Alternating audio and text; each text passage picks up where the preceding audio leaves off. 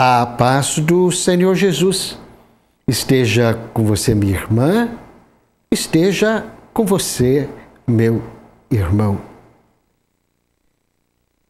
Normalmente, quando os tempos estão difíceis, como se diz no popular, quando os tempos estão bicudos, entra sempre e aparece sempre uma crise de identidade. Emerge aquela pergunta: quem sou e o que se espera de mim? Evidentemente, dependendo da realidade de cada pessoa, esta pergunta pode ter várias matizes.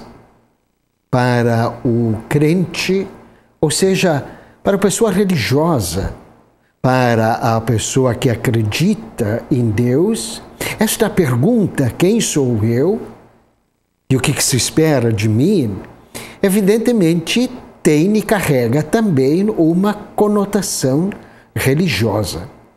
E aí pode também aparecer uma eventual crise. Quando eu falo crise, eu entendo aquele possível conflito de ideias. Do tipo, existe conflito ou existe diferença entre a identidade religiosa e a identidade civil?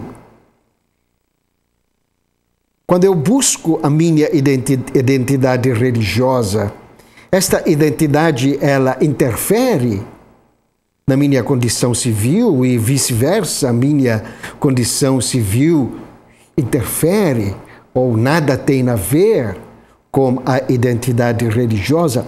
E esta discussão é importante para que se evite aquilo que se chama de dupla identidade. Eu sou religioso, mas apenas enquanto estou na igreja. Quando termina a parte religiosa, quando eu saio da igreja, aí eu sou um cidadão comum que aceita as regras e as normas da sociedade. É como se a minha personalidade fosse dividida entre o momento quando eu sou religioso e o momento ou a circunstância quando eu sou um cidadão. Na verdade, não há conflito entre a identidade religiosa e a identidade civil. Quem vive a sua vocação religiosa, vive também o seu compromisso civil. A religião ajuda, fortalece a identidade civil.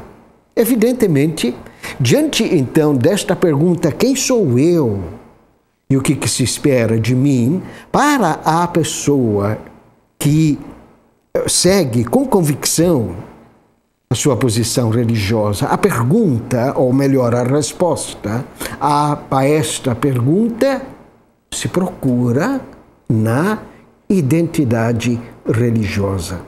E na identidade religiosa, no aspecto religioso, a resposta para esta pergunta, nesta determinada circunstância, quem sou eu?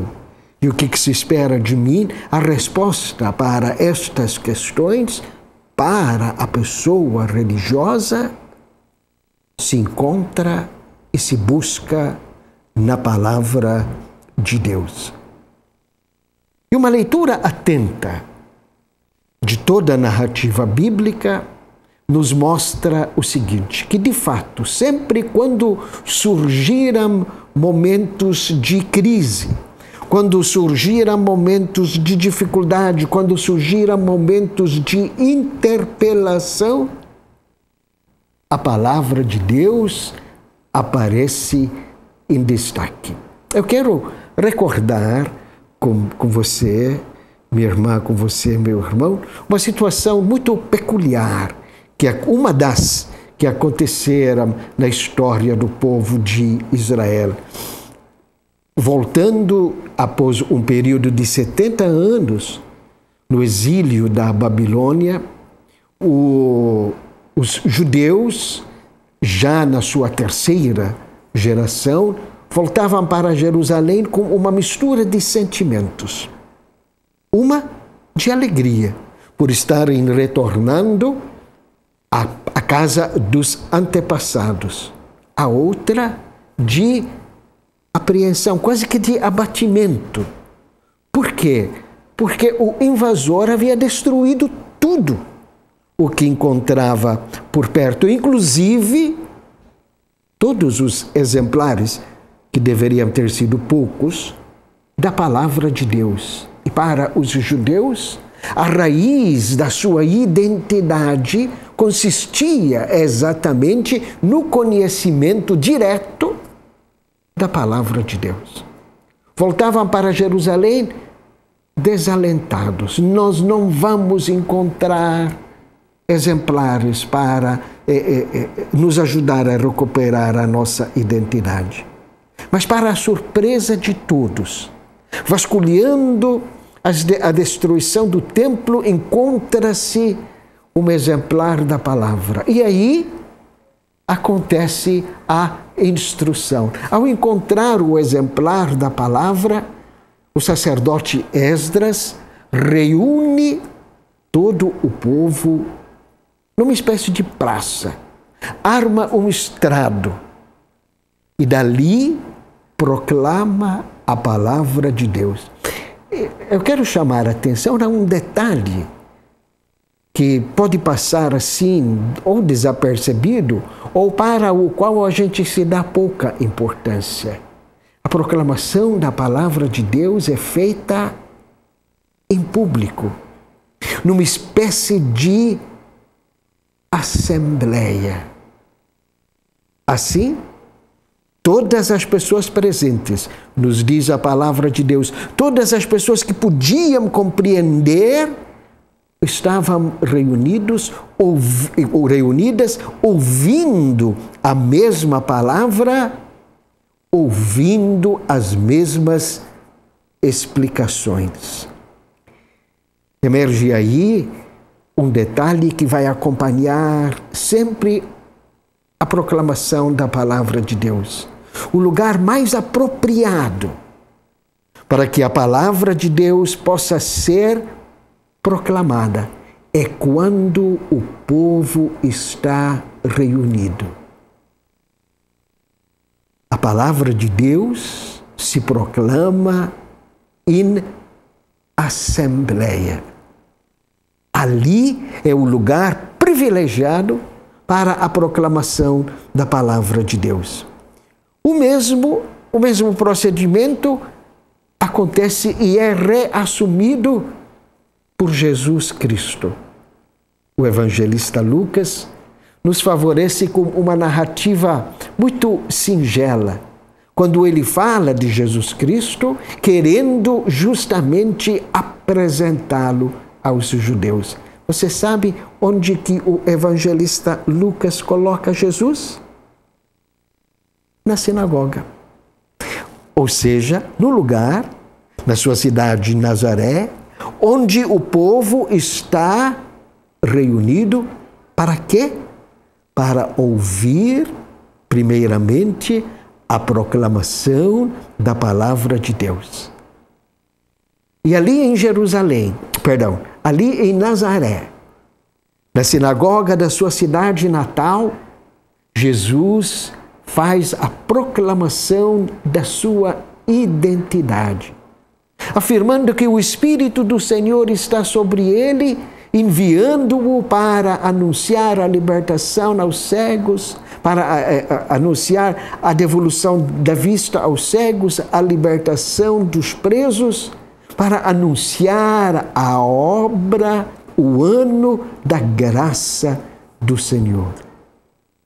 Ali, apoiado na palavra de Deus, do profeta Isaías, que o próprio Jesus abriu diante do seu povo, Jesus anuncia, proclama a sua identidade. E, por extensão, evidentemente, a identidade de todos os seguidores dele, de todos os discípulos dele.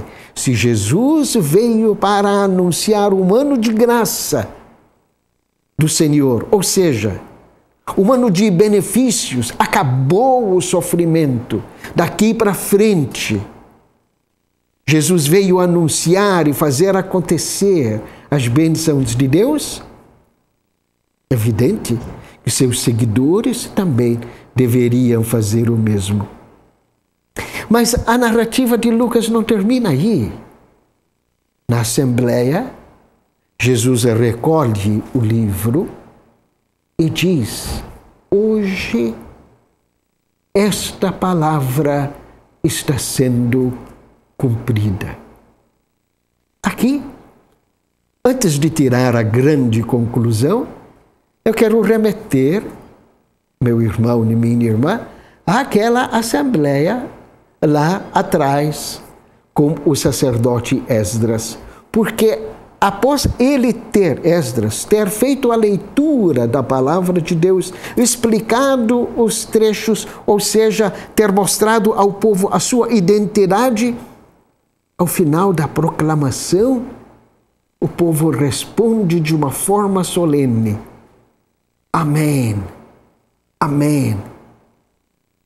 É como se o povo estivesse dizendo: assumimos esta palavra. Da mesma forma, Jesus, ao término da sua leitura, diz: hoje esta palavra está sendo cumprida. E aqui nós chegamos então à segunda grande conclusão. A primeira, o lugar mais apropriado para a proclamação da palavra de Deus, para a sua escuta e para a sua explicação, é a Assembleia, quando o povo está reunido. Mas esta palavra é anunciada não como tese, não como doutrina, não como opinião, mas como projeto de vida a demandar adesão completa e total. A palavra de Deus, amiga, amigo, não é tese, não é doutrina, não é opinião. A palavra de Deus, ouvida com respeito e com fé, é luz para o caminho, é guia para a nossa vida, é fonte e referência de identidade. E na sua escuta e no seu entendimento, cabe a nós dizer: Amém, Amém. Descobri o que se espera de mim e eu quero viver, quero corresponder, quero acreditar nesta palavra.